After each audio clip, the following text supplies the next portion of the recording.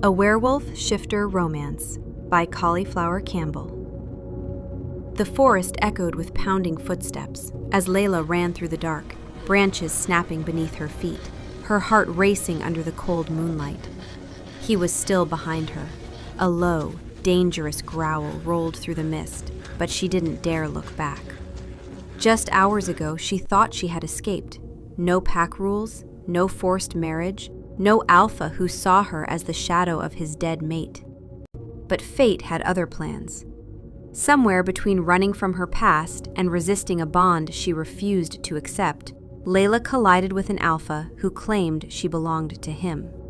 And now, as another powerful presence stepped from the shadows ahead, blocking her path, one chilling truth struck her. Running away may have been the worst mistake she ever made. Welcome back to my channel.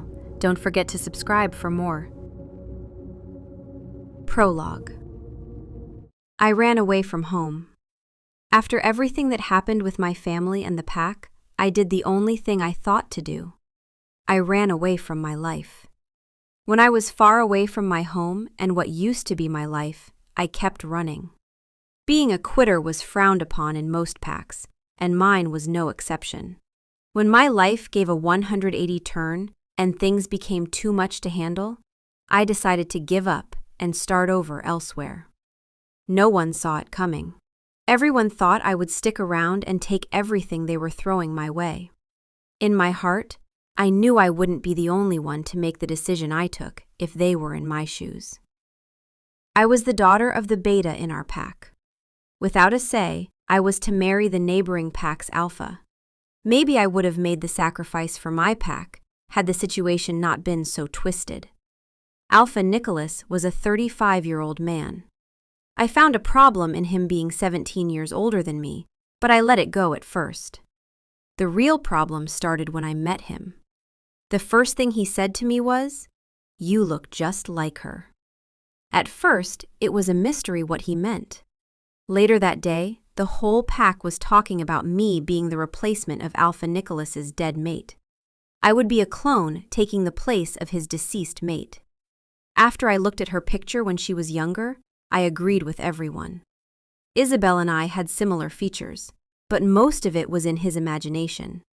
Alpha Nicholas wanted to see Isabel in me, so that is what his mind showed him. My union with the Alpha would bring a loyalty agreement between the two packs.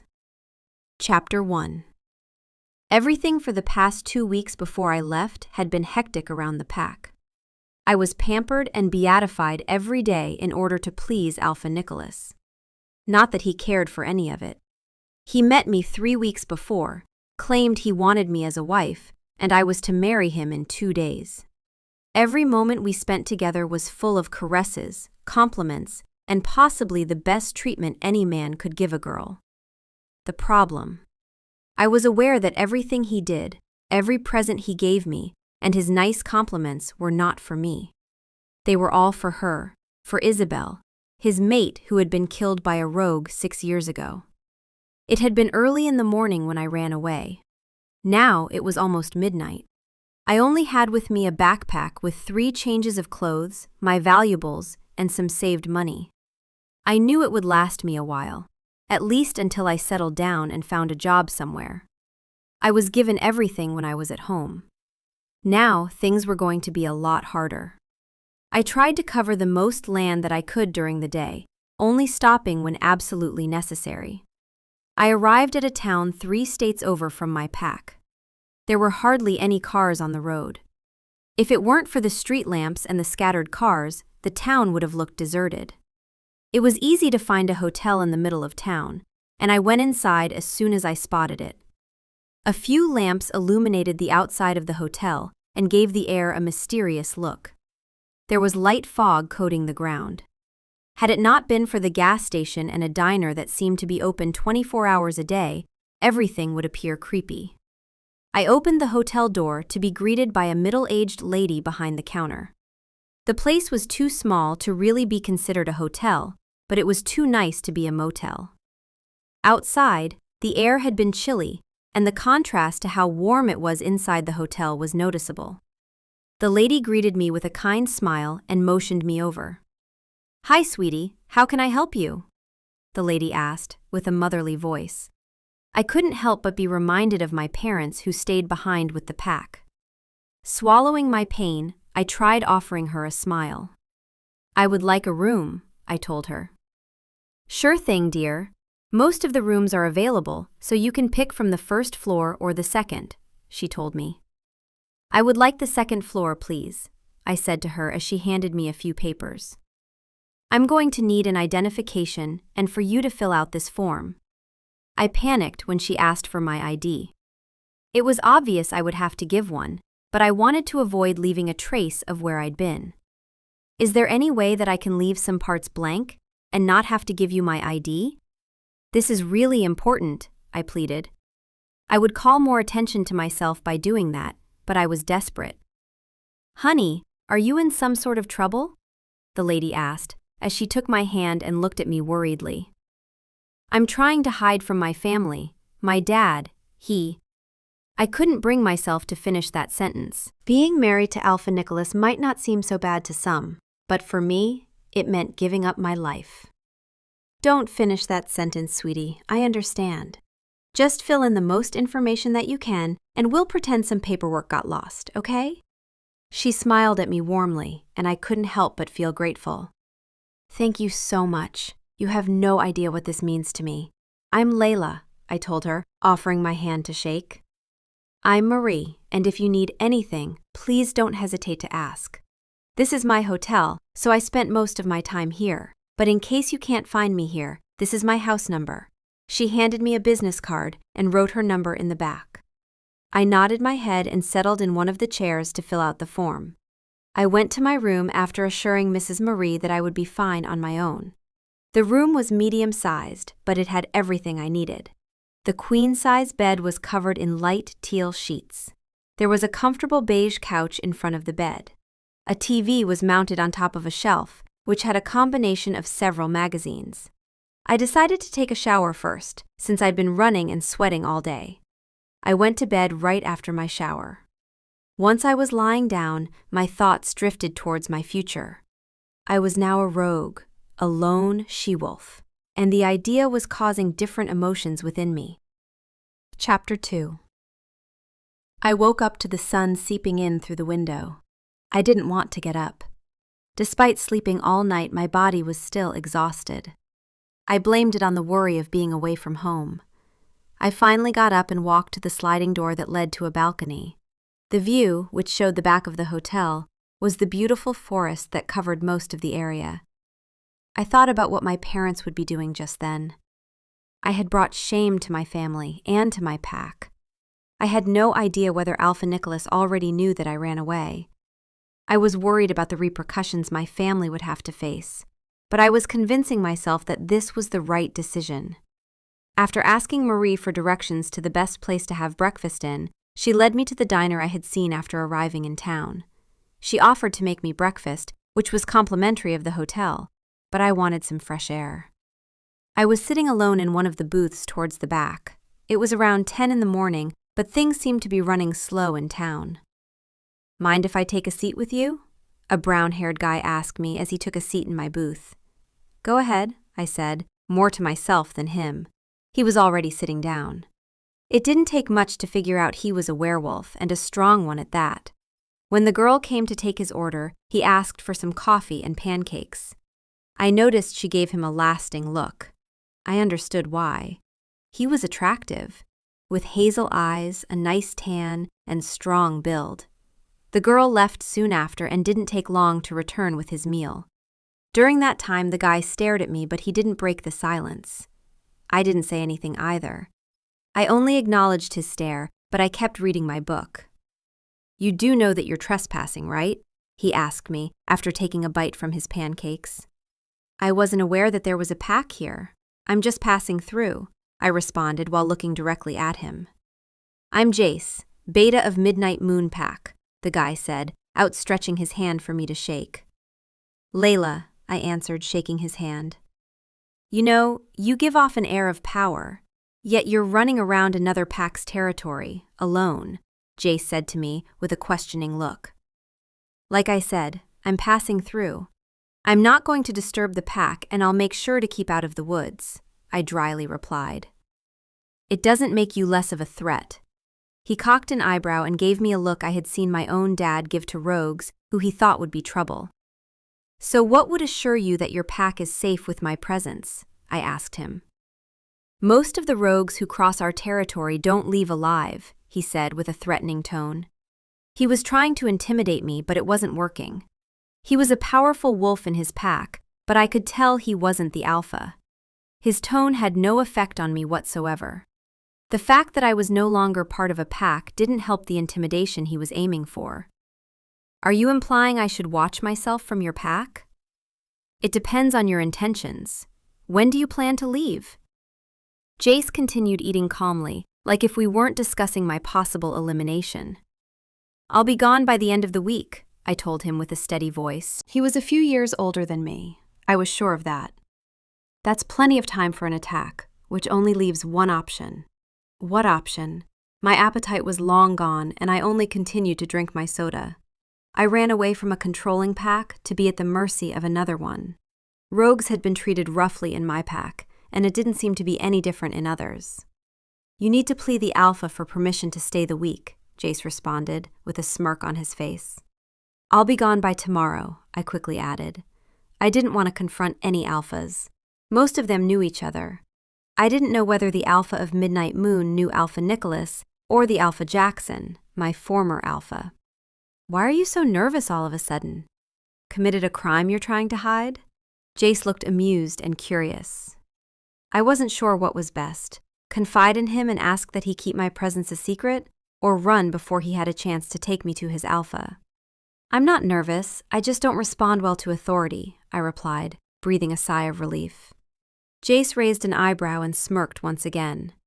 What is it with rogues hating rules? I will never understand that, Jace said, shaking his head. It's the reason you all don't last out in the open. There is no pack to back you up. I didn't say anything to his thoughts about rogues. I had never experienced rogue life before, but what I had seen, it was difficult. Sometimes it's easier to just count on yourself, I replied, after silence had fallen between us. You look young. Are you even 18 yet? Jace questioned. I'm 18. You? I asked him, now curious about the wolf in front of me. I am freshly turned 21, Jace said, looking proud of himself. So, what's the verdict? Can I stay for today without your alpha finding out? I'll make sure to leave early tomorrow morning, I asked him, trying to sound flirty. He was being overly friendly with me, so it was likely he was mateless. If a wolf from a pack can supervise you all day, then I can let your presence slip, he said, leaning closer to me and rubbing his thumb on my hand. And who would the wolf be? He grinned, and I considered leaving right after I was out of the diner. Jace was a good-looking guy. That wasn't the problem. I just feared his intentions or what he thought might happen between us. After paying, Jace walked me to his gray, sleek car. It was parked right in front of the diner. Where are we off to? I asked him as he drove off. I didn't know the town very well, but I needed to know where I was. I didn't want to make myself vulnerable to Jace or anyone else. There's about 40 miles of free land for running between our pack and the one next to us. No wolf hangs out in the outskirts of the land, so it gives us more space, Jace replied.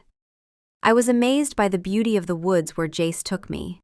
I shifted into my white wolf behind a tree, while Jace shifted some trees away. I was a pure white wolf, my forepaws tainted with black. It was a trait that ran in our family, and my father was proud of it. With his teeth, Jace was carrying the clothes he'd been wearing. He was a light brown wolf, similar to the color of his hair. It didn't go unnoticed by me that his wolf was significantly bigger than mine. He looked strong. I followed Jace as he led me to a lake. I knew I shouldn't have trusted him so easily. After all, he had my life in his hands. Against my better judgment, I followed him to the so-called beautiful clearing he kept bringing up. In no time, we made it to our desired location. Jace went behind a big tree and changed. I went the opposite direction and put my clothes back on. It's just a few more trees ahead, Jace said when we were both together. I was frozen in place once I saw it. The huge lake stood next to where the trees cleared out. It was breathtaking. Jace seemed satisfied with my expression and led me closer to the lake. We sat down side by side near the shallow waters of the lake. I took off my sandals and folded the bottom part of my jeans so that I could dip my feet in the water. "You are a very beautiful girl, you know that?" Jace told me, as he caressed my cheek and moved a few strands of hair that had fallen over my face. "Thank you," I replied, feeling a light blush falling over my face. I hardly see any rogues who are girls, much less have them traveling alone. I wasn't looking at him. So far, he hadn't tried anything, but my best shot of taking him on was running. Yes, it had been a very bad idea to be with him alone. "Yeah?" Dylan, the alpha, is not a very forgiving or generous person. But he's my best friend. I'm sure if you ask permission to be part of the pack, and with my influence, you could stay here permanently. I turned to look at Jace. He was being serious. "What would the price for that be?" I asked, knowing I wouldn't like his answer. "I really like you. We could give us a try and see if it works out," Jace replied, shrugging. "Thank you, but I'm not interested." I smiled and tried to look friendly. I didn't want to rile him up or get him angry. "You might become interested later. Maybe you could stay a few more days and give the town a chance." I searched his face, trying to find answers to my questions. He was being nice about it and giving me an option. "I'm not looking for a relationship at the moment. Besides, didn't you say your alpha had to approve if I stayed longer?" "All we have to do is ask for permission to let you stay. I know he'll say yes," Jace told me. "That's a rule breaker for me. I don't want to meet your alpha." I put my hands on the ground behind me and rested my weight on them, trying to absorb the sun that fell over the lake. "We could hold it off until you're ready then. As long as you keep out of the forest and out of sight from the pack, we should be safe." I looked at Jace, trying to think of the possibility of staying. I was 3 states away from home, but it didn't feel far enough. I felt like at any moment they could come after me and take me back. I had considered the pack wanting my death for treason. I ran away like a coward. I was sure that made no one happy. "I'll stay, for now," I said while Jace grinned and nodded. When Jace noticed that I got hungry, he left to get us food. He was back 30 minutes later with a brown bag and some drinks. About 2 hours later, I was tempted to go for a swim. It was warm out and the water looked really enticing. The fact that I didn't have extra clothes or a bathing suit was stopping me from taking a dip in the water. After a lot of convincing from Jace, I got in with my bra and panties. When that still felt too exposed, Jace let me borrow his shirt to throw over. He didn't mind scampering around in his boxers. I didn't want to trust Jace at first, but after spending the day with him, it was hard to resist his charm. If I learned that Jace had been the beta of Midnight Moonpack for 4 years now. His best friend was the alpha. He enjoyed pack life, and he lived on his own.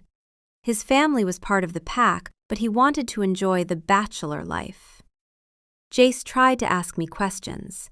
Every time he did, I placed the attention on something else. Either he let it go, or my distractions had been really good. We stayed at the lake until late in the afternoon. The sun was setting and a chilly air was settling around us. "We should probably run back already," Jace said, looking at me worriedly. Shivers were running through my body, and they hadn't gone unnoticed by him. I nodded my head and went to remove my clothes behind a tree. It wasn't long before we made it back to the car. I told Jace where I was staying, and he drove me to the hotel, claiming he was good friends with Marie. "Long time no see, Marie," Jace excitedly told the lady behind the desk. "I know, Jace. You need to make time to visit us more often," Marie replied, walking from behind the counter and embracing Jace in a hug. "Sure will. Now take care of my friend here. She's new in town, and hopefully she'll stay with us for a while." Jace wrapped his arm around my shoulder and smiled down at me. Marie looked surprised, but brightly offered us a grin. "I see you got to meet Leila," Marie said to Jace. "Sure did," Jace replied without taking his gaze off me. "Till see you tomorrow, Marie. Thank you for everything," I told the lady. "Sure thing, hun. Just call me if you need anything," Marie said, and then I was off to my room, with Jace still by my side. "Will you be okay on your own?" Jace asked me after we reached my room. I was hesitant to let him in, fearing he would assume it was an invitation for a sleepover. "I was alone last night. Tonight shouldn't be any different." "Do you have a pen?" I wasn't carrying my purse, so I was forced to go inside my room to get one. After searching through my bag, I found a black pen and quickly handed it to him. Jace wasted no time in scribbling down his number on a pad that was over the bedside table. He asked for my number as well, but I didn't have my phone. I had left my cell phone at home, fearing my dad or Alpha Jackson would use it to track me down. "Till come by tomorrow, okay?" Jace told me as he stood outside my open door. I nodded my head at him in response. His hand softly caressed my cheek and down my neck.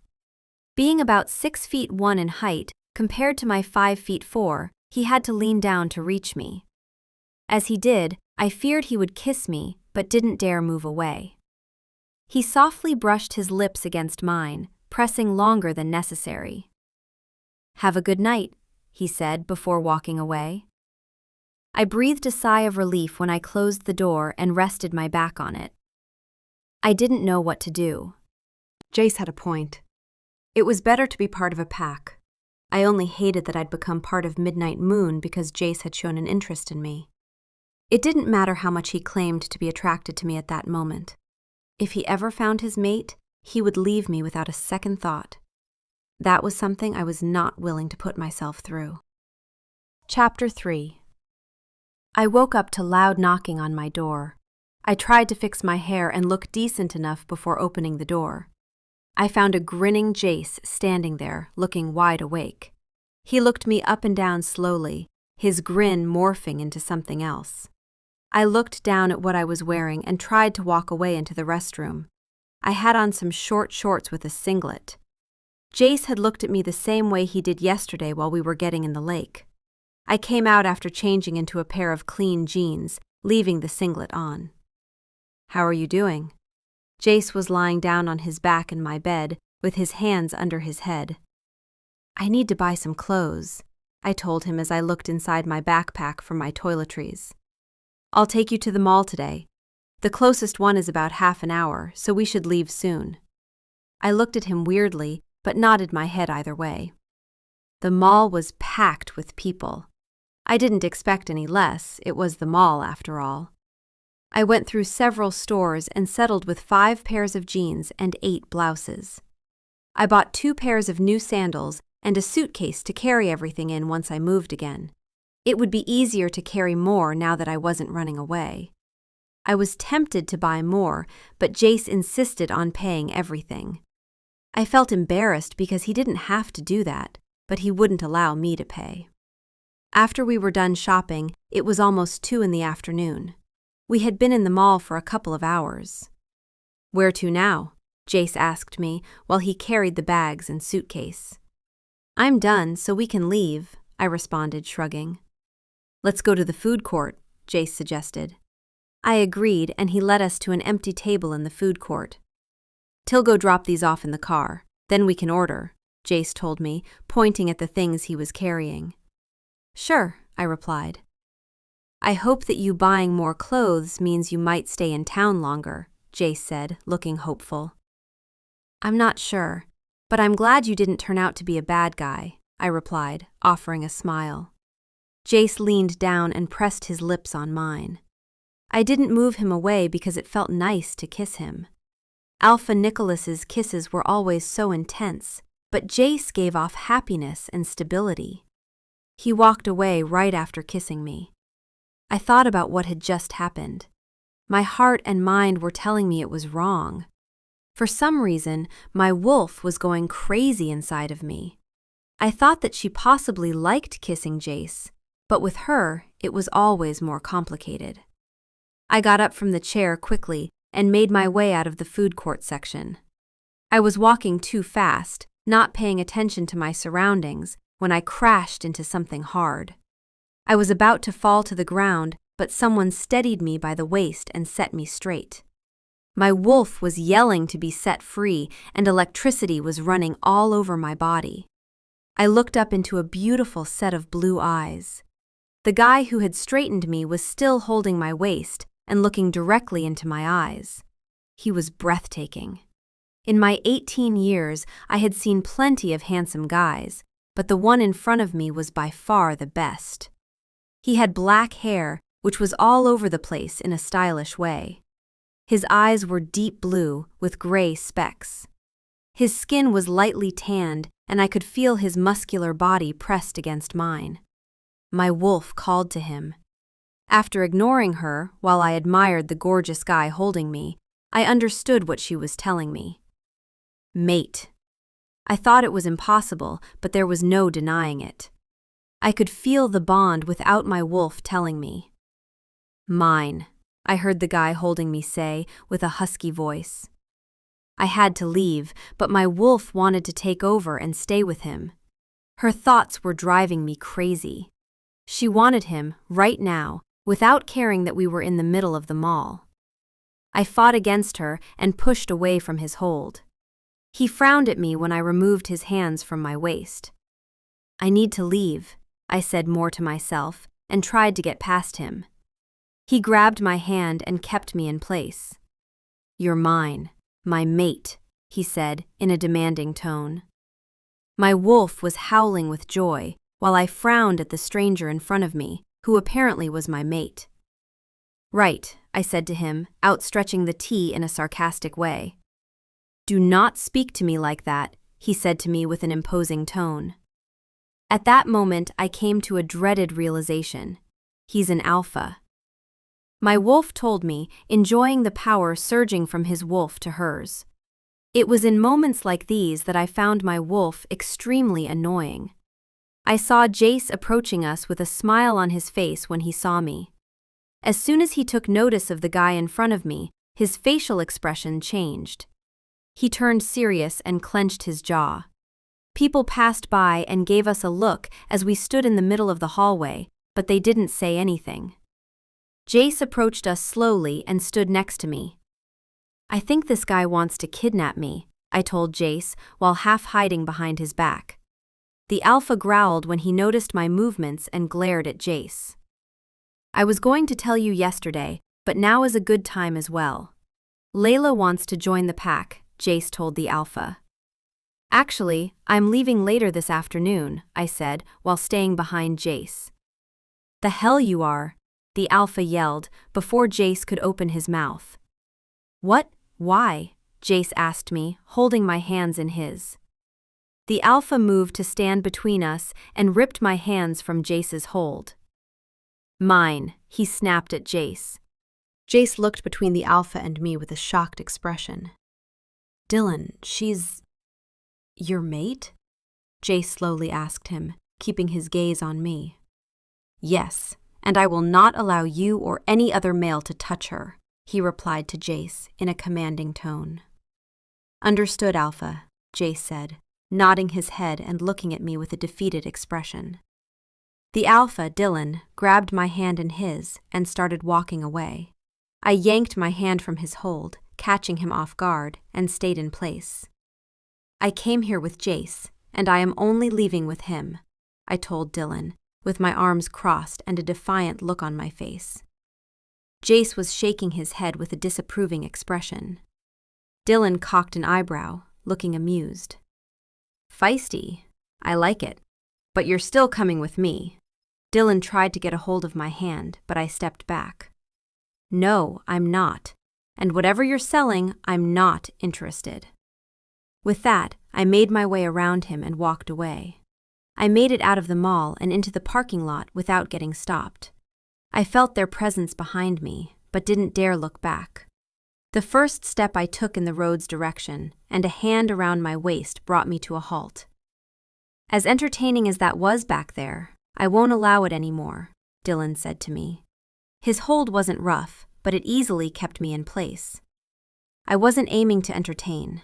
I was merely passing through here, and now that I see there's nothing of interest, I will be out of this place, I sourly replied.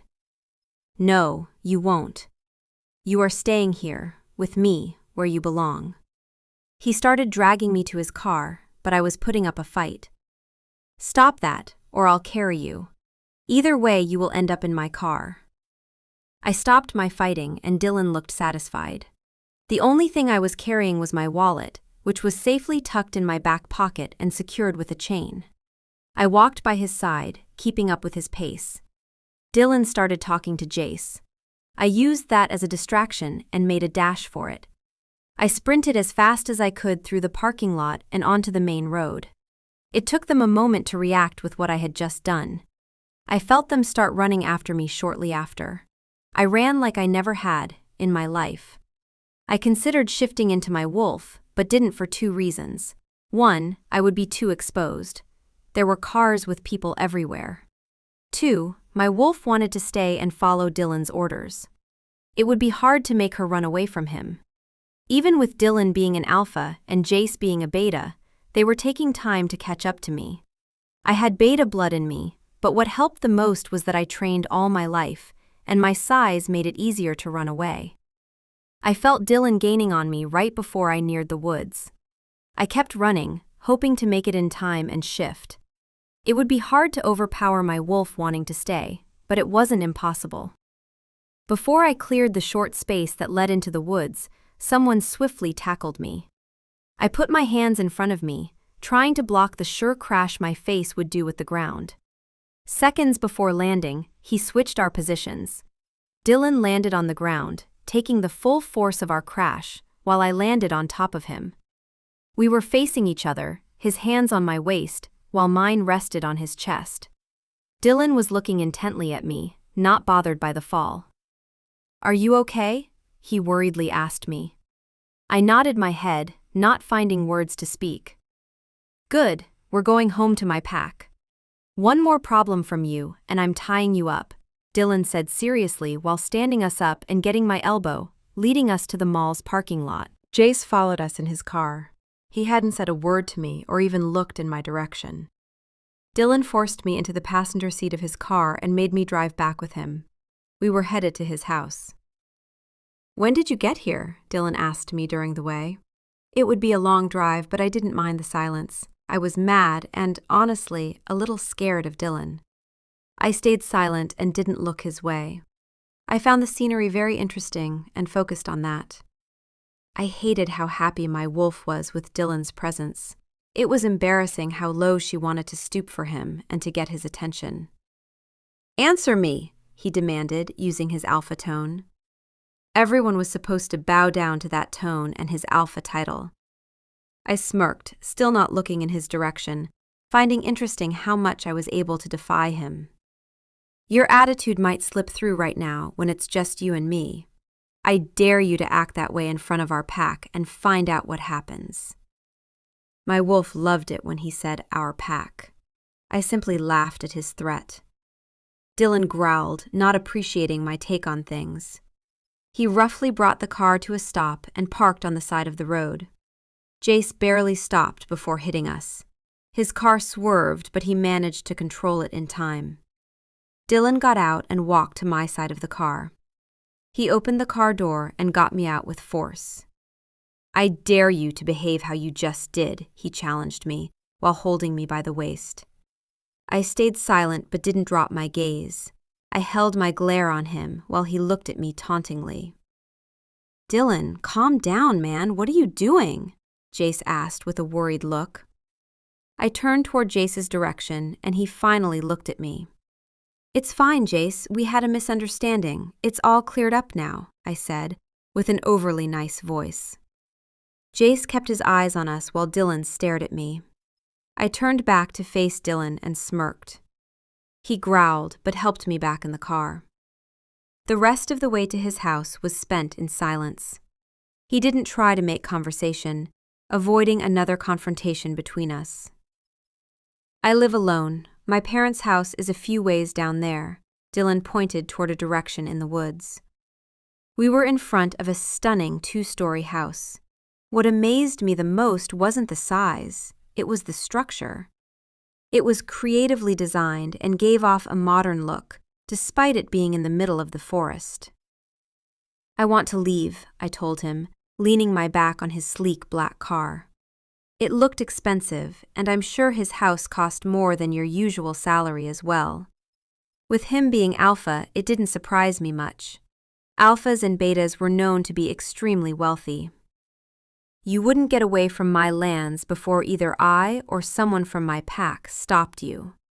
Dylan walked up to me and placed his hands on his car, enclosing my waist. Are you aware that this is kidnapping?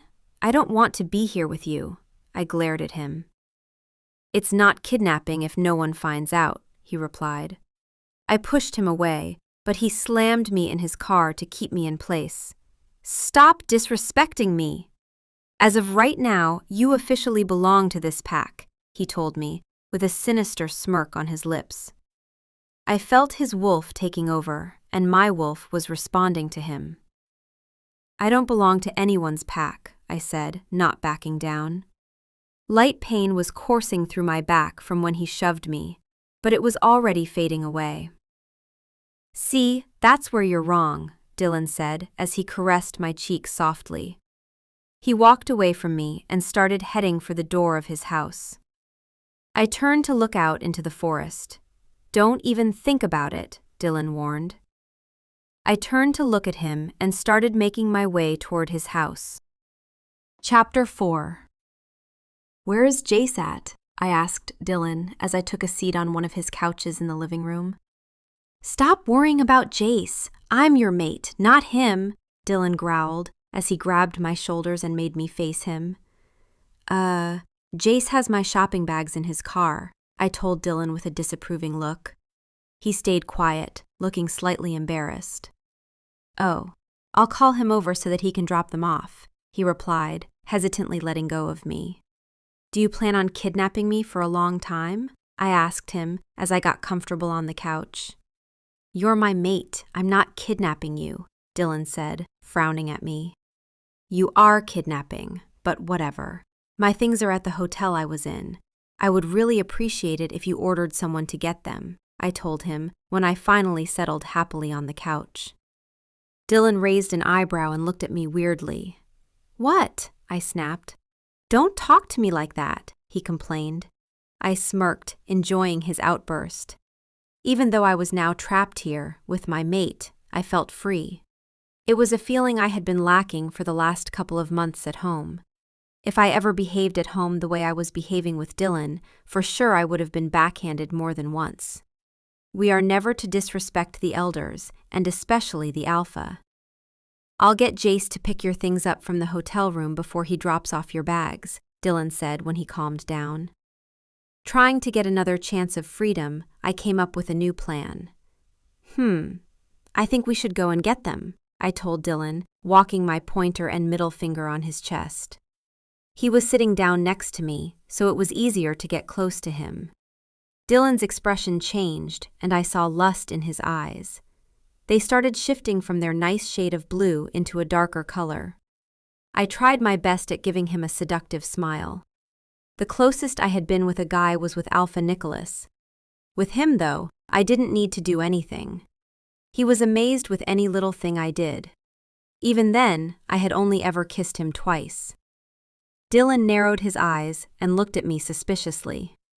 I think it is better if Jace gets your things. I wouldn't want for you to accidentally get lost on the way, Dylan told me, looking pleased with his idea.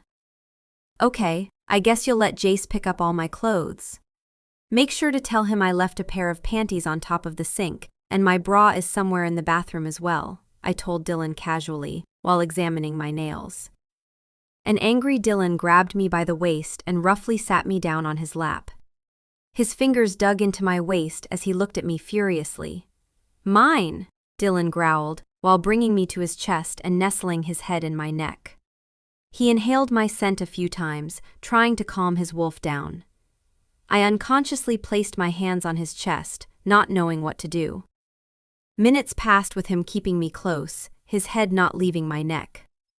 We'll go into town right now, and then we'll pick up the rest of your things from Jace's house, Dylan said, pressing me closer to his chest. It was hard to describe how happy my wolf was.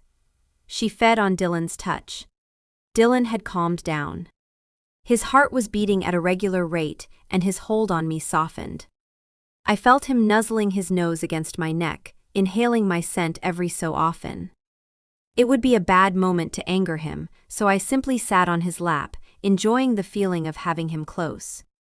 We went to eat at a restaurant in town before heading to the hotel. Everyone we came across looked at Dylan with respect. I noticed many wolves around us. They all lowered their heads when Dylan passed by them. Dylan had his hand securely wrapped around my waist. To others, we looked like a loving couple being so close to each other. In reality, his reason for doing it was so that I wouldn't run away. It wasn't like I could outrun him if I tried to escape. That plan had proven to be a train wreck the first time I tried it. People from his pack looked at me curiously, probably wondering who the strange she-wolf was. Our meal was mostly silent. Whenever Dylan attempted a conversation, I would distract myself with something and ignore him. Once he got fed up with my childish behavior, as he had called it, he made us leave the restaurant. I tried to play the guilt card on him when we got into the car and drove toward the hotel. "So you're embarrassed to be seen with me?" I asked him, pretending to be hurt. His eyes were on the road, but he turned to look at me when I spoke. "What?" Dylan asked, sounding confused. "You hurried me while we were eating. It's like if you were humiliated by me." "Dylan, do you not want people finding out I'm your mate, or what?" I made my voice crack during some words, hoping he would believe my act. Dylan parked the car in front of the hotel and unbuckled his seatbelt. "I wasn't embarrassed to be seen with you. Are you kidding? You're beautiful. Why would I not want to show off my mate to everyone?" Dylan said, softly caressing my cheek and looking at me like I was the best thing in his world. I almost forgot about my plan and fell for Dylan's touch and words. The key word there was almost. "Then why did you want us to leave so soon? Do you have a girlfriend or something?" I asked, pretending to be outraged. The thought of him being with someone else really did hurt me. "Of course not. You're the only one. I only want you," Dylan said, tugging on my hand, trying to get my attention. "Then why did you make us leave?" I asked, even though I already knew the reason. "Didn't you want to get your stuff?" he asked me softly. It was a sneaky way to reply to my question. I knew he thought I had warmed up to him, so he didn't want to get me angry. I also knew he had made us leave the restaurant because the wolves from his pack were seeing my cold attitude towards their alpha. "I do, but I was still hungry. I hadn't eaten all day today," I told Dylan, pouting. He grunted in his seat and ran his thumb over my pouting lower lip. He was looking at me lustfully. It was just too easy to control this boy. He brought his other hand to my waist and moved me forward to him. He teasingly bit my lower lip. I let out a moan and he went out of control. He started kissing me hungrily, with a hand gripping my waist and the other around my neck. I could feel the domination he had over the kiss, and I allowed him that. After all, I wasn't planning to do that ever again. His lips moved roughly against mine, desperately trying to have all of me with just that one kiss. I pressed my hands on his chest, softly pushing him away. When he stopped kissing me, I placed my hands around his neck, while his remained on my waist. I was looking at his lips, not really having to pretend to be distracted by them. It was obvious we had been making out, with how red and swollen his lips were. "I should go get my stuff before it gets any later," I said to Dylan, sounding out of breath. "Okay, we'll stop by for some takeout on the way home, yeah?" Dylan asked, short of breath as well. I nodded my head and leaned forward to kiss him again. He immediately responded and started devouring my lips with his. I pulled away from him again and looked into his eyes, which were once again a dark coal color. "I'll be right back," I said, pecking him on the lips. He nodded his head and reluctantly let me go. I got out of his car and grinned as soon as I was facing the other way. It had been too easy to escape. I only had to play nicely. Chapter 5.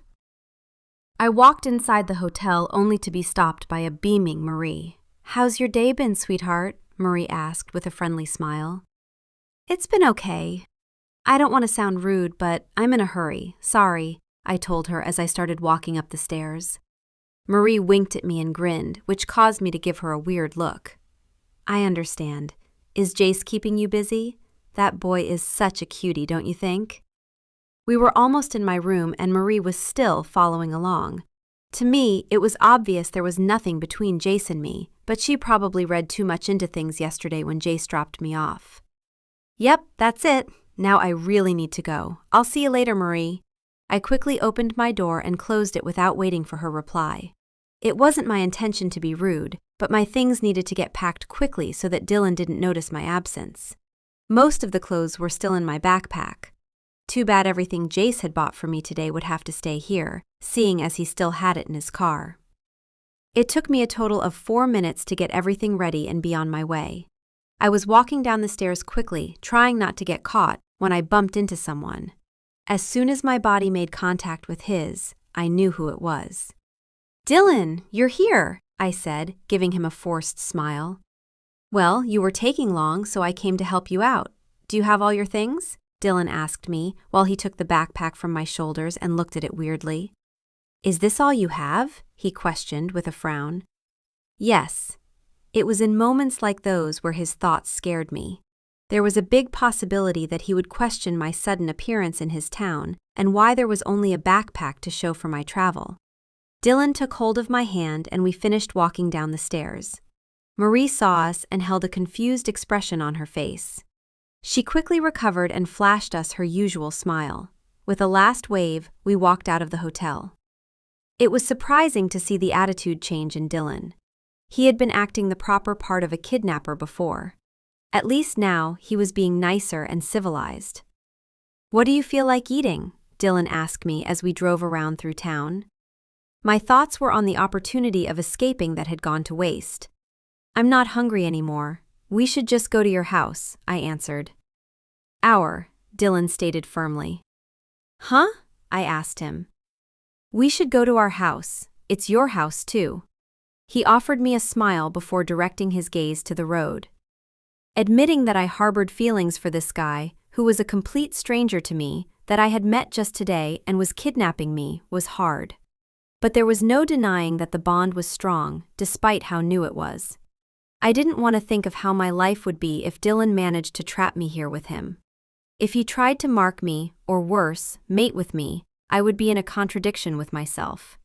My wolf was fighting to stay with Dylan. I wanted happiness with my mate as well, but staying meant getting trapped or found by my former pack. Even though Dylan drove in a controlled manner, he was still going over the speed limit. In no time, we were parked in front of his mansion. "Can I assume that things are good between us now?" Dylan asked, as we sat on one of his fancy leather couches in the living room. "Of course," I replied, giving him a fake smile and squeezing his hand for added effect. My wolf was enjoying what I was faking. She howled inside and made me see how good it felt to be with Dylan. As for me, the feeling wasn't mutual. "I'm glad. I want to be able to trust you. For now, I'm keeping you all to myself. But soon we have to gather the pack so that I can introduce them to you."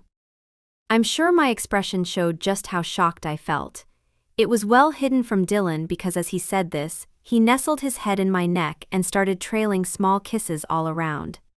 If I hadn't been too worried about meeting a lot of wolves who could discover where I came from, I would probably be enjoying the moment a lot more.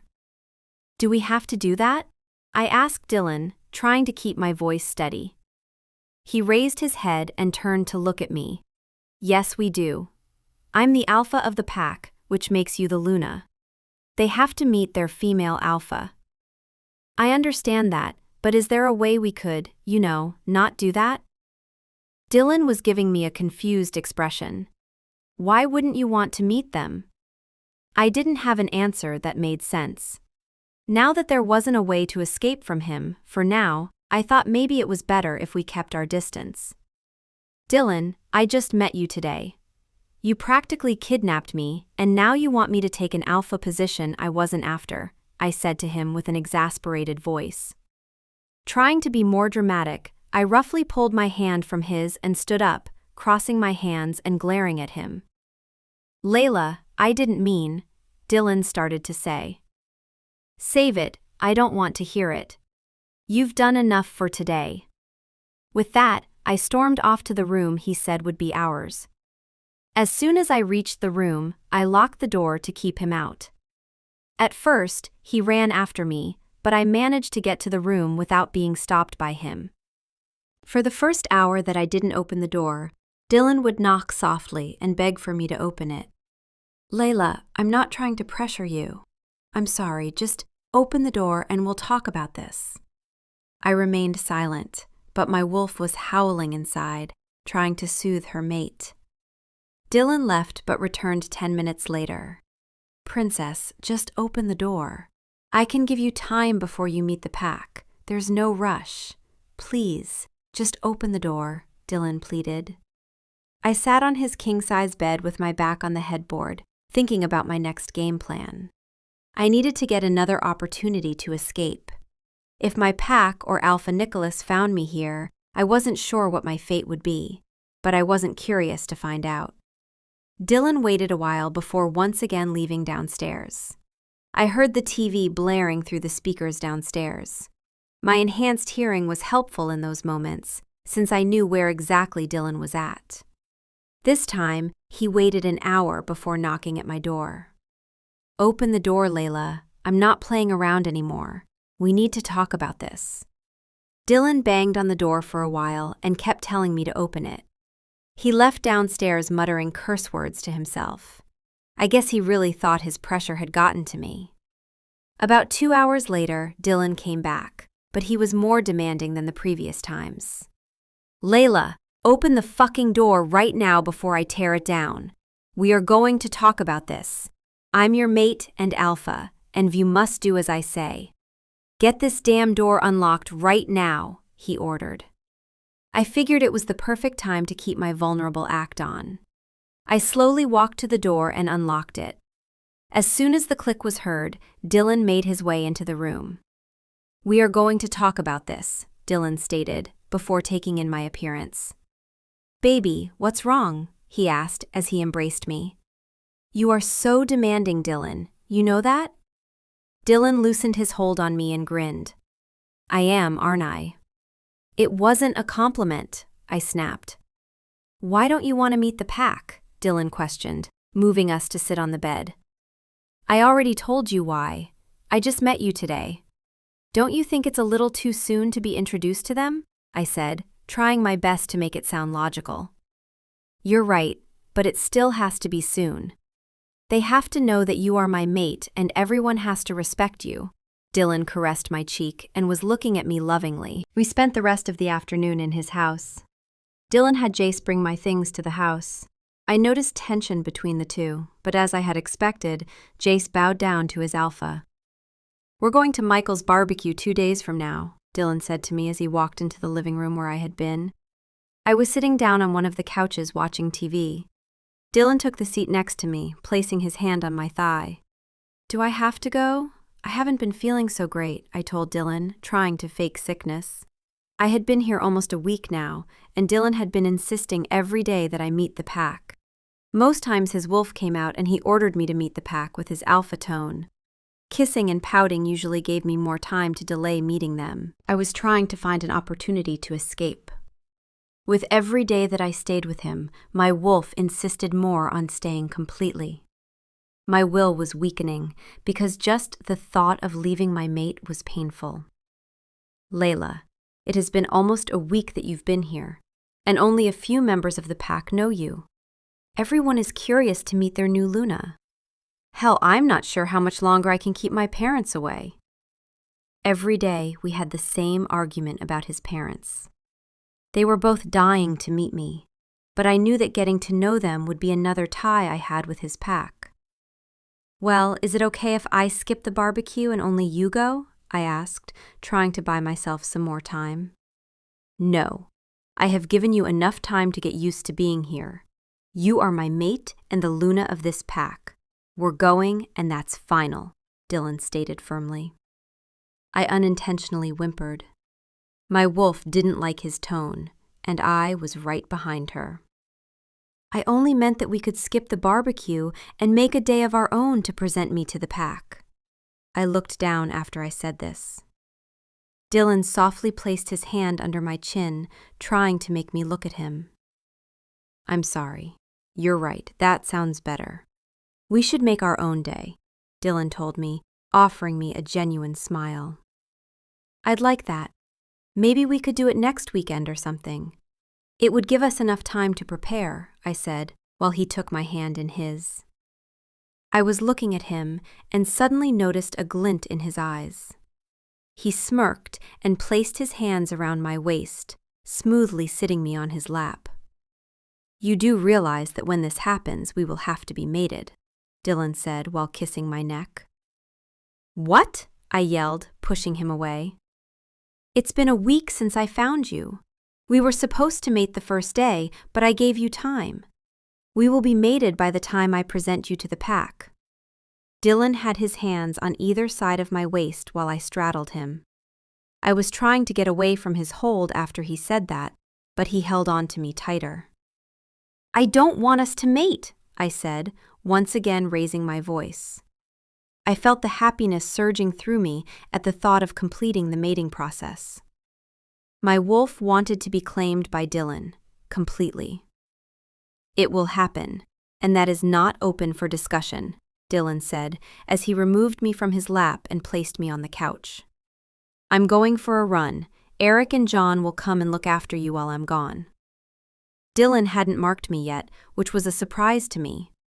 Even without that bond, it was obvious that Dylan was upset right now. This was the first time he left like that after an argument. The previous times he had stayed and begged me to forgive him, even when he hadn't really been at fault. I wanted time alone, but my wolf kept screaming at me. She was trying to take over and stop Dylan from leaving. The only thing I did was watch him go. Chapter 6. I went to bed that night and Dylan still wasn't back. Even though the worry was in my mind, the thought of him wanting to mate was bothering me. I would love nothing better than to be happy and stay in a place to build my life, but the possibility of that happening had been long gone the moment I ran away from home. I felt someone creeping around the room right when I started dozing off. My wolf immediately became alert, and I sat up to look at the shadow standing next to the window. You're awake, Dylan said, sounding on edge. It's late, but I was worried about you, I replied. I sat up on the bed and rested my back on the headboard. I know you're hiding something from me, Dylan said as he walked closer to the bed. I'm practically hiding everything from you. We just met a week ago, and we don't exactly talk much. It's not that. I know it's something else. As soon as Dylan reached the bed and leaned into me, I smelt the alcohol in his breath. It was strong, but I knew he wasn't fully drunk. It would take a lot of alcohol to make a werewolf drunk, let alone an alpha. You've been drinking. Just come to bed and we'll talk about it tomorrow, I told him, placing a hand on his cheek, trying to calm him down. You're mine, Dylan said as he put one hand around my waist. He was strong, so it took no effort on his part to lay me down and place himself on top of me. What are you doing? I asked Dylan, knowing what might come if I didn't control him. I could see Dylan's wolf in his eyes. They were a darker shade of blue and were slowly turning black. I'm simply claiming what is rightfully mine. I put my hands on his chest and tried to move him away, but he simply grabbed each of my hands on one of his and put them over my head. My wolf wasn't in the least bit worried about what was happening. She wanted this. She wanted to finally belong to him. Dylan kissed me on the lips. I didn't respond at first, but his lips started moving around mine forcefully. Unconsciously, I started kissing him back. I was fighting an inside battle with my wolf, but every second that passed, I slowly felt my wolf winning. When Dylan felt that I stopped fighting him, he let go of my hands and placed them on either side of my head. He was holding himself up, placing all his weight on his arms. I'm not going to force you to do anything, Dylan said as he looked into my eyes. It doesn't look like that, I replied, as I felt a tear roll down my cheek. I hadn't noticed my vision had been blurry with tears. But, I am going to mark you. Before I had time to react to his words, Dylan swiftly nestled his head in my neck. Once again he held my hands, but this time they were on my sides. Dylan licked the area before he bit down with more force than necessary. I yelled out in pain and felt his hold on my wrist tighten. When he was done, he sat down and placed me on his lap. I wasn't crying dramatically, but tears were spilling from my eyes. I could still feel the throbbing from his bite, but I didn't dare touch it. "Shh, the pain will go away," Dylan said as he cradled me. Not knowing what else to do, I let him hold me and nestled my head on his neck, wanting to be comforted by him. Even my wolf felt the pain, but her connection with Dylan now was greater than it had been before. All she wanted was to be held by Dylan and nothing else. I woke up the next day with slight pain in my neck. When I tried to sit up, Dylan's arm was securely wrapped around my waist. For some reason, I was feeling emotional. The memories of last night came rushing back to me. I thought about Dylan holding me down and claiming me by force. My wolf wasn't helpful. She was happy about being connected to Dylan in another way. If it were up to her, Dylan and I would have mated the first day we met. Tears unconsciously started rolling down my cheeks and I felt lost. Dylan stirred in his sleep and his arm pressed me closer to his body. "What time is it?" Dylan asked as he sat up. I didn't turn to face him and tried not to move, wanting to pretend I was still asleep. Unfortunately, he moved closer to kiss my cheek and noticed I was crying. "Princess, what's wrong?" Dylan sat up and moved me around to sit me on his lap. I couldn't control the sob that escaped my lips. Dylan pressed me closer to him and tried to soothe me. "Tell me what's wrong. Did someone do something to you?" I wrapped my arms around his neck, trying to find a way to calm myself down. I couldn't explain what was happening to me. The first thing that came to my mind was the mark. I didn't know if Dylan claiming me had stirred my emotions, but I felt vulnerable. Being in Dylan's arms seemed to help, but now I didn't want him to let go of me. "Baby, I need to know what's wrong," Dylan said gently as he stroked my hair. I had my head resting on his chest, but after he said that, I looked up at him. He was looking at me with a pained expression. I got on my knees and straddled him, trying to put myself at his same height. Even while we were sitting down, he was bigger than me. He wrapped his arms around my waist and looked at me with a confused expression. I wasn't crying anymore, but my eyes were still blurry and I was sure they were red and puffy. "Leila, please talk to me," Dylan pleaded, looking defeated. I brought my lips onto his and started kissing him softly. He responded after the initial shock. I was still on my knees straddling him, so he pressed me closer. I deepened the kiss, enjoying us being intimate in some way. Dylan started taking charge of the kiss as his tongue slipped into my mouth. He lowered his hands, placing them on my behind, and moved me on top of him as he lay down on the bed. My hormones were going crazy, and I had to take control of the situation, even though it was hard. It felt amazing to be like that with Dylan. My wolf was howling with joy, begging me not to stop until I was fully mated with him. Suddenly, Dylan moved us so that he was on top of me, his weight resting on his arms. He didn't break the kiss as he was doing this. One of his hands was running along the side of my waist. Dylan's lips released mine, and he started trailing small kisses on my jaw until he reached my neck. He ran his thumb along the mark he had made, which proved his claim on me. I shuddered in response and noticed Dylan's gaze on me. I put my hands on his chest and pushed him away. Normally it would have been harder, but I caught him off guard. I sat up and rested my back on the headboard of the bed. "What's wrong?" Dylan asked with a husky voice.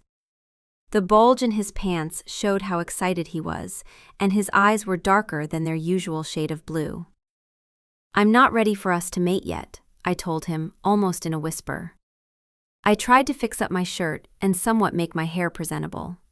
"I understand. I know last night must have been tough on you," Dylan said.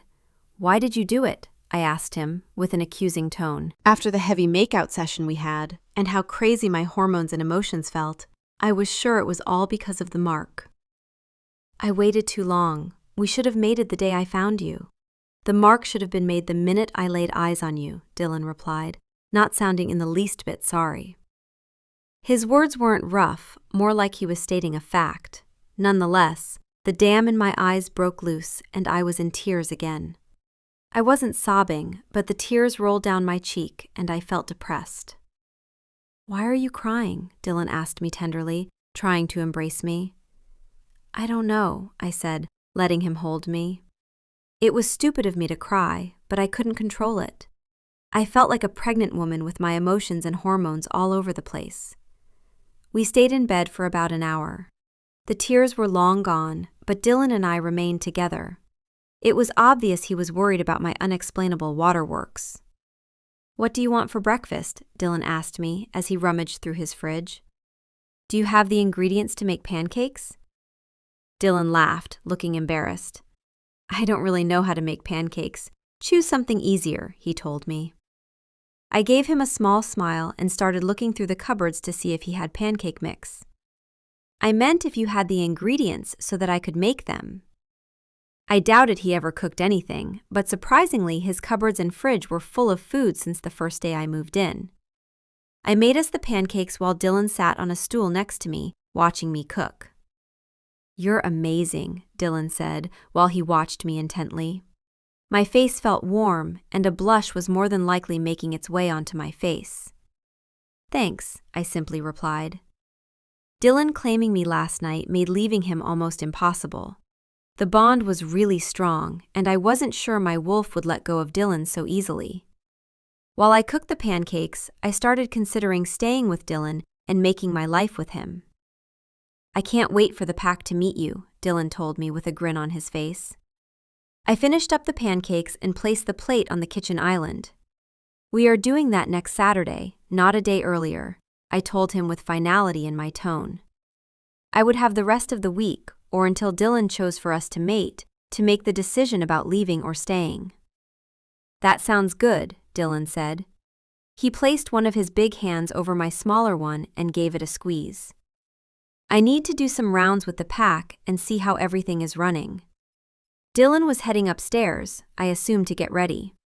I stayed in the living room, staring off into space.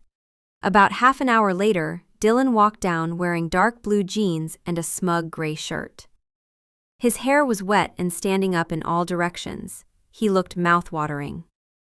I'm heading out, but I'll be back in an hour or two, Dylan told me. He leaned down and pecked me on the lips. I grabbed his neck and brought him toward me on the couch. It was easy to press my lips on his and deepen what was only meant to be a small kiss. I laid down on the couch, bringing Dylan over me without breaking the kiss. Dylan was getting rougher, running his hands on the sides of my body. I wrapped my legs around his waist. One of his hands went under my thigh, and he used the other to keep himself up. He started trailing kisses down to my neck, and as soon as he reached the mark, I let out a moan. I could feel the bulge in his pants near my private area. Things were getting heated when his phone suddenly went off. Dylan groaned and reluctantly sat up. I got on my knees beside him as he sat on the couch. This better be important, Dylan growled into the phone. I circled my arms around his neck and started kissing everywhere on his face. He let his head fall back, resting it on the couch. Can't Jace take care of that? Dylan said into the phone with a husky voice. He placed his hand around my waist, and I noticed his eyes were once again a dark shade of blue. Lately, that was the main color they took. I giggled, thinking about how hard it must be to get turned on often, but not get any in the end. Fine, I'll be there in a while. Dylan hung up the phone and moved me to sit sideways on his lap. Why are you giggling? Dylan asked as he kissed the side of my face. Nothing, just thinking about you, I told him, while I brought my lips onto his. After making out for a while longer, Dylan had to leave to take care of pack business. I was lying down on the couch with a smile on my face. I felt extremely happy. I was with my mate, we were both okay, and I hadn't been found by my pack. The thought of my pack brought back memories of home and my parents. I wanted to call them so bad, just to make sure they were doing fine. I expected their hate, but in no way was I ready to face it just yet. All the thinking and debating of whether or not I should call home gave me a headache. I was worried about my parents and whether the pack got against them or simply blamed everything on me. In a way, I deserved it. After all, I did run away from my commitment. Instead of breaking my head by thinking about what would have happened if I had stayed and married Alpha Nicholas, I decided to take a break. It was around 1 in the afternoon, so I decided to go upstairs and take a nap. I woke up feeling drowsy, with Dylan's arm around my waist resting on my stomach. He was kissing my neck and nuzzling his nose against it.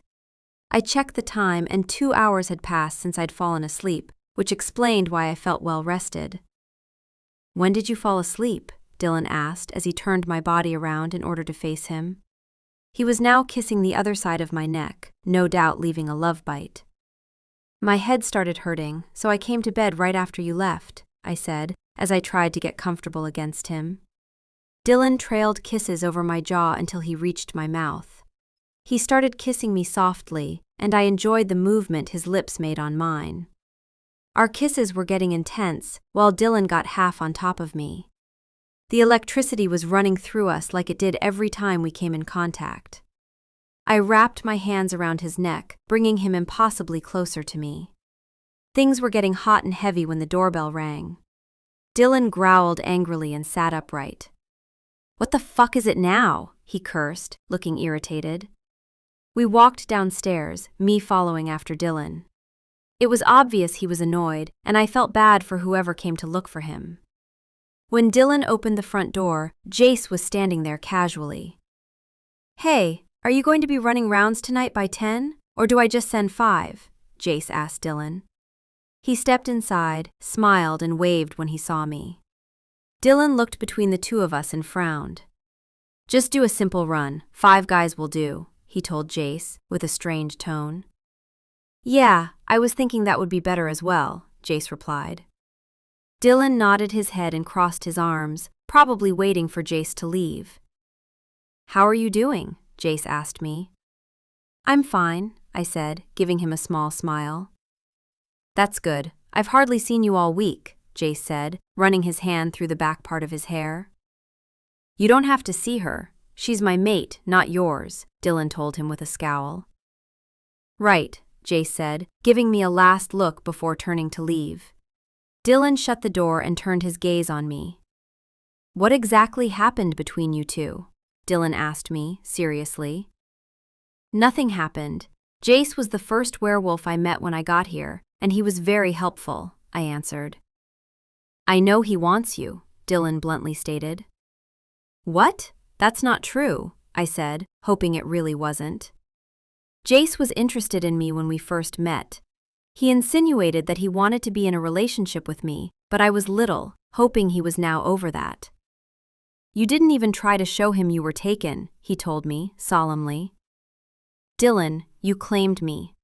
Every wolf will know that as soon as they see me and catch my scent." "What more do you need?" I asked him, annoyance clear in my voice. "I want you to act like a proper Luna. Not to be flirting around with any guy who comes to visit, especially if that guy happens to be my best friend and beta of this pack." "I didn't do anything," I replied defensively. It was idiotic how he saw the small exchange between Jace and me as flirting. "That's right, you didn't do anything. You let him stand there and look at what belongs to me, while also letting him flirt with you," Dylan said, his voice rising. "Are you serious right now?" I asked him. "Does it look like I joke around?" he replied with a question, using a cocky tone. "We weren't flirting, but in case we were, then you allowed it. You stood in front of us as Jace checked me out and I flirted away," I told Dylan with a smirk. Apparently, those were the wrong things to say. Dylan growled louder than I had ever heard him and started walking toward me with a murderous look on his face. Chapter 7. I turned around and started running up the stairs to our room. I felt him walking behind me, his heavy footsteps making me aware of how close he was. As soon as I got to our room, I shut the door and locked it. My emotions once again got the best of me, and I started crying tears of anger. This time my wolf was on my side. She felt hurt by the way her mate treated her, even when we hadn't done anything. My chest hurt, which made it harder to control the tears rolling down my cheeks. Dylan was banging outside the door, telling me to open it. I sat down on the edge of the bed and allowed myself to weep. I hated how out of control my emotions were. Since Dylan marked me last night, I spent all my time crying, craving his company, or making out with him. Dylan was threatening to break down the door if I didn't open it. I was preoccupied with feeling depressed that I paid no attention to him. With one hard push, Dylan managed to break the lock and come into the room. He was about to yell at me when he caught on to my state. He abruptly stopped himself from yelling, and I almost laughed at how funny his expression looked. Seeing Dylan made my wolf almost shift. In the past week, I had only shifted 2 times for about 20 minutes each. I hadn't made time to go for a run, and I knew if I didn't take control of my wolf, I would shift. Dylan standing in front of me, in the state I was in, caused mixed emotions with my wolf and me. She wanted to be with her mate, but still felt upset by his words from earlier. "Leila, what's wrong?" Dylan asked softly, as he kneeled in front of me and positioned himself in between my legs. I shook my head and looked away from his gaze. In the background, I heard Dylan talking to me, but my mind was numb. I ignored him and moved away to lie down on the bed. I was facing the opposite from where Dylan was at. He moved himself to lay down behind me. I felt his arm around my waist, and he pressed me closer to his body. "I want you so much. I want to have an assurance that you are mine, and no one will come between us," Dylan said, as he started stroking the side of my waist.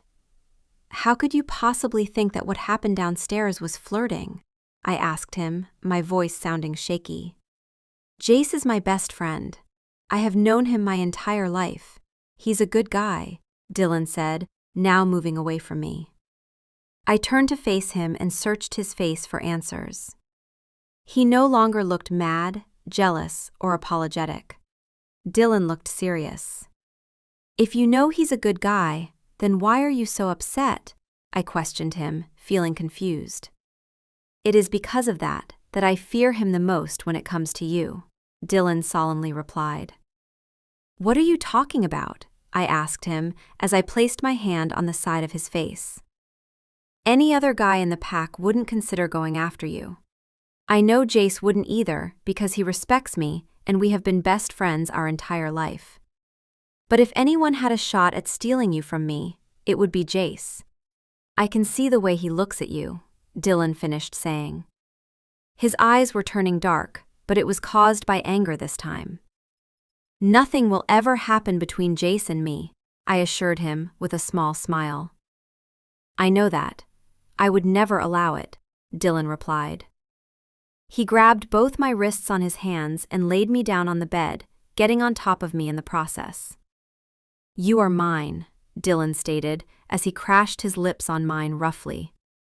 In the kiss, I felt all the jealousy he felt for Jace and how possessive he was of me.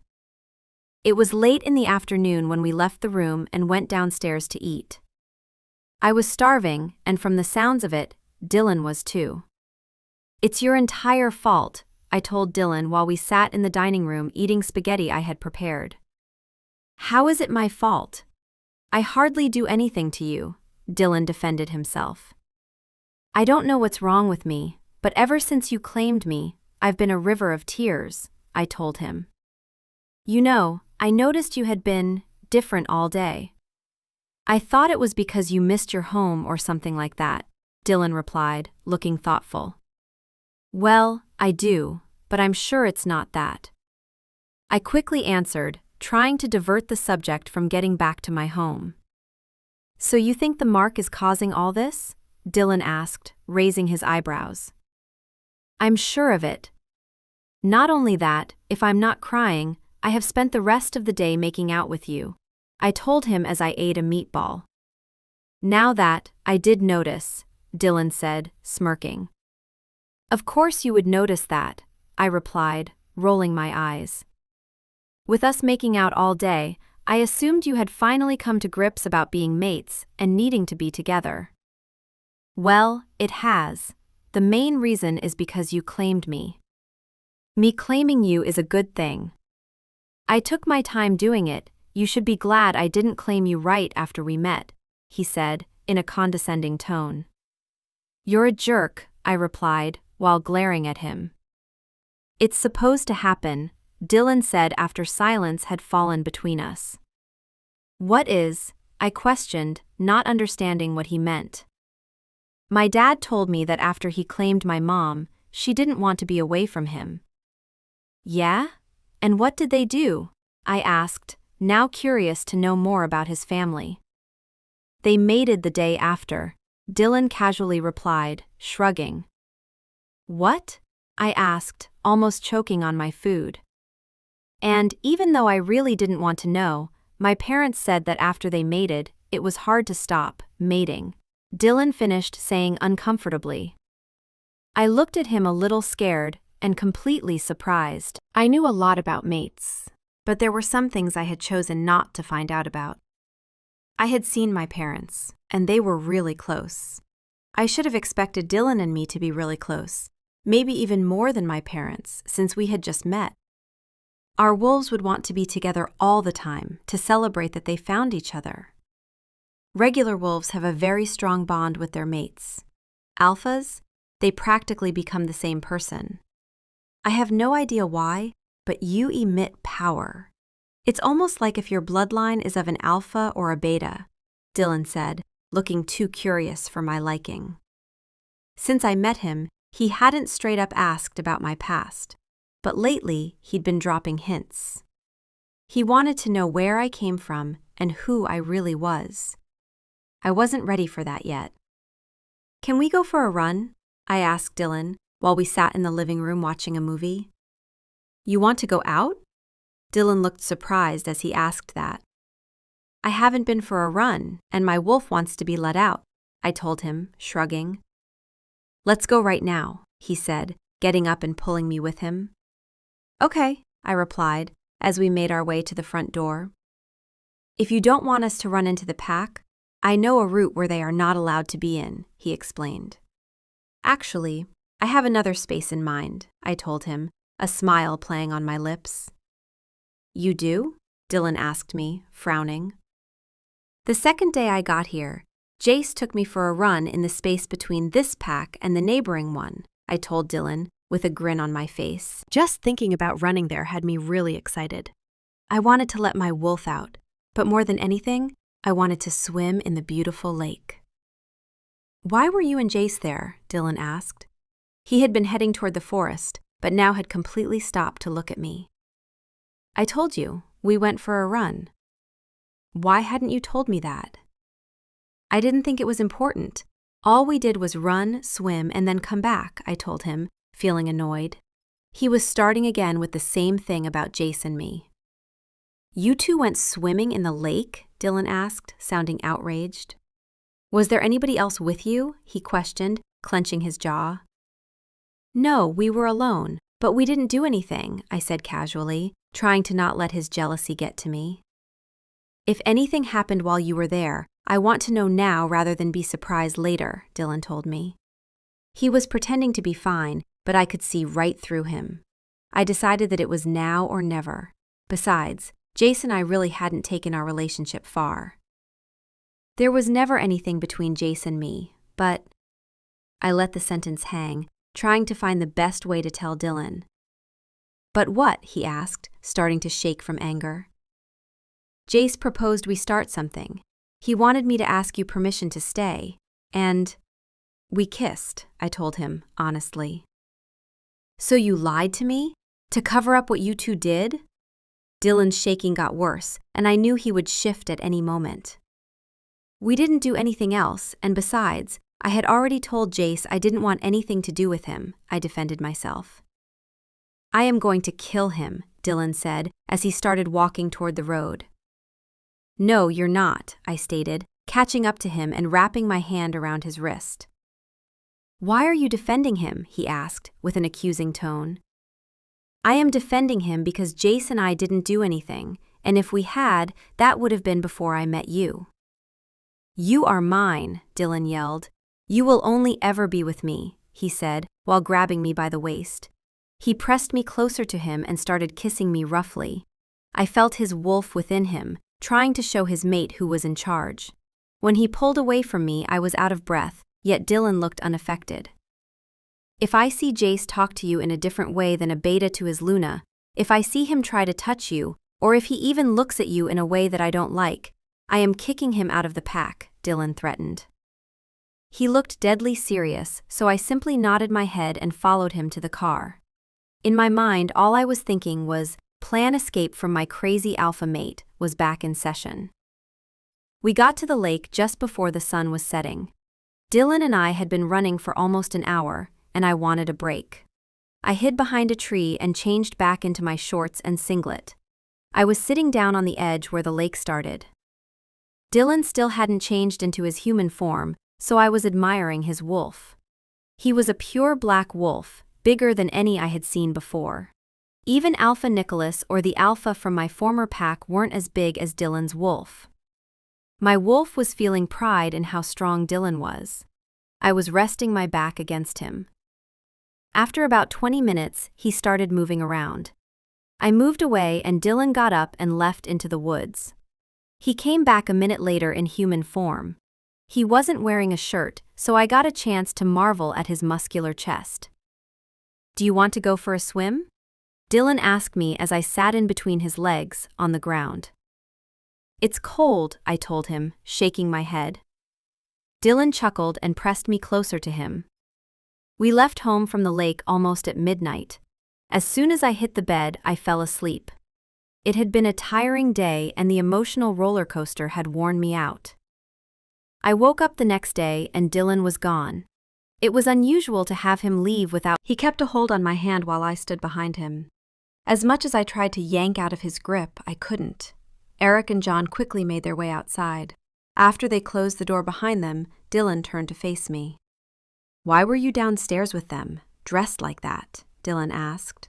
He looked calm, but his voice was imposing. "I just came downstairs right now. I didn't know they would be here," I told him, still trying to pry my arm from his hold.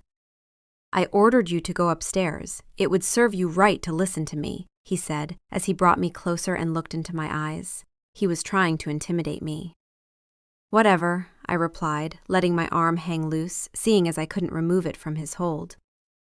"I'm dismissing Eric and John home, so if you want to stay like that, you can," Dylan said after calming down. I raised an eyebrow, amused by his change in mind. "No, it's fine. I'm going up to change into something that covers me up better," I replied. "Leila, you know I only did that because they were looking at you. You are their alpha as well, and they should respect you." When I thought about leaving Dylan, my wolf whimpered. It made my heart ache a little, but I ignored it.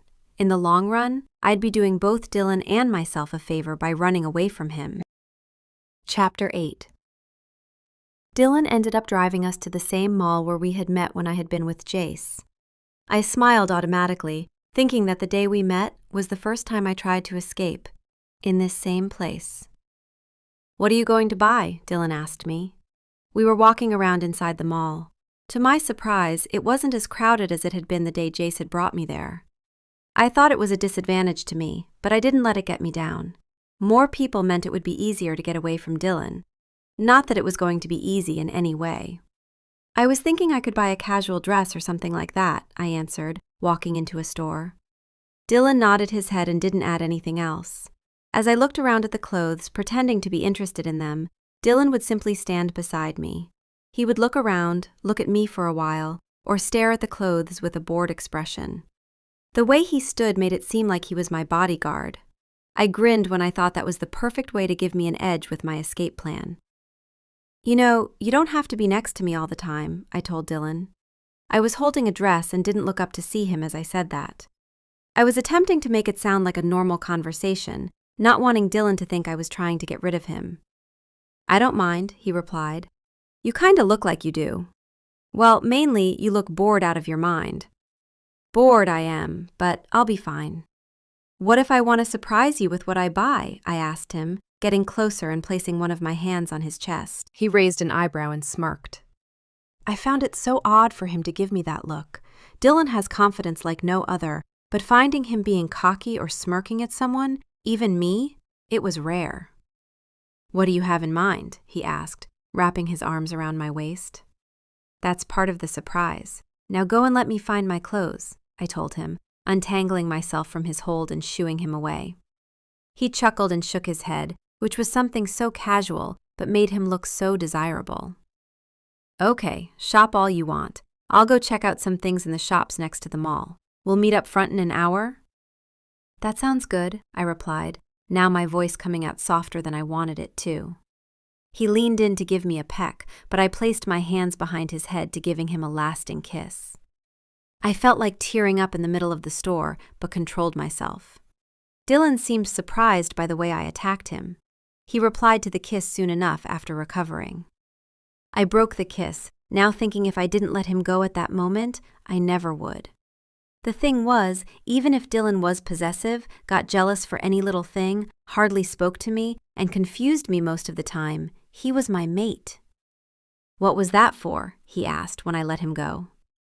Something to remember me by while you're out in your shops, I said, turning away from him. I pretended to be interested in a rack of dresses. My eyes were getting glassy, and I didn't want him to notice I was about to break down if he didn't leave the store. I love you, Dylan whispered in my ear before leaving. He had never said that before. A tear rolled down my cheek, and soon after, others followed it. I had my purse with me holding all the money I had brought, my jewelry, and money Dylan had given me. I was carrying all my important documents and even chose to wear my most comfortable clothes. I would have to leave all my other clothes behind, but they were replaceable. At that moment, I could walk away. Dylan would think I was shopping. Being distracted and wrapped up in my thoughts had made me lose concentration without even noticing. I slowly retracted my steps. Unless the pack was doing rounds right now, there shouldn't be anyone so out in their territory. I knew I was on the outskirts of their land, but I was still about a mile in. My father, many times, tried to teach me about all the packs in the region, and each time I thought there were better things to do. Now I knew why that was the wrong way to go. For sure, I knew there were only 12 packs in the U.S., all located in the areas with the biggest greenery. To know which one I was trespassing and what they could do to me, that was still a mystery. I was walking back, with my ears perked up, staying alert. I was about to make it out of their territory. He raised an eyebrow and looked expectant. I had nothing else to say, so I remained silent. You are trespassing, he repeated, as if I hadn't heard him the first time. I am sorry about that, I apologized. You, he started to say, and then stopped himself. This is imperial territory you entered, he rephrased my trespassing in a different way. Okay, I replied, not really knowing what to say to him. Why did you trespass? He asked. I laughed, finding his behavior funny and unexpected. The moment I did, he started growling. It made me want to laugh even harder, so I did. Are you trying to disrespect me? The alpha asked, his voice sounding outraged. He took a step towards me, but we were still fairly apart from each other. I'm not, and sorry about trespassing, I really didn't mean to, I said casually. I didn't understand why I wasn't freaked out about the guy in front of me, but I didn't really care. I guess I really had given up. The alpha stared at me once again, but didn't approach me anymore. So, what are you doing in my land? You are a rogue, and we all know what rogues are famous for, he said, letting the sentence hang. Right, I'm here to attack you and take over your land, probably killing you in the process, I said to him, as if we were talking about the weather. He narrowed his eyes, but otherwise didn't look affected by what I had just said. I'm taking you to my house, where I will discuss with my beta and third-in-command what to do with you, he stated. I'm not going with you, I replied. It wasn't a question, it was an order, he said, his voice sounding firm, and I could tell he was using his alpha voice with me. Before I met Dylan, I would have bowed down to it. Now, It didn't even shake me up. It made me want to laugh. I really had to start considering the possibility that I had gone insane. You can either let me go and I won't come back, or you can kill me now. But I'm not going into your territory, I told him. You are in my territory. If you don't come with me, I will simply force you. You may be strong, but I'm stronger. I stared at him, sizing him up. It wasn't really needed though. He was an alpha. He would win time and time again. So you can't just decide on your own what to do with me? You need to check in on your beta and third in command? I asked him. My question really seemed to bother him. He stalked over to me and grabbed my arms. I am the alpha. I don't need anyone's approval on my decisions, he said to my face. His eyes were shifting to a darker color, so I knew I had struck a nerve. Okay, I replied, shrugging my shoulders. Even though I was tempted to laugh, I didn't. He gave me a look I didn't understand and again just stared at me for a long while. I'm taking you to my house, he stated. He let go of one of my shoulders, but grabbed the arm he was holding with more force. I had my bag in my hands and held onto it tight. Maybe running away from Dylan hadn't been my brightest idea. To be continued. Stay tuned and subscribe for more. Thanks for watching.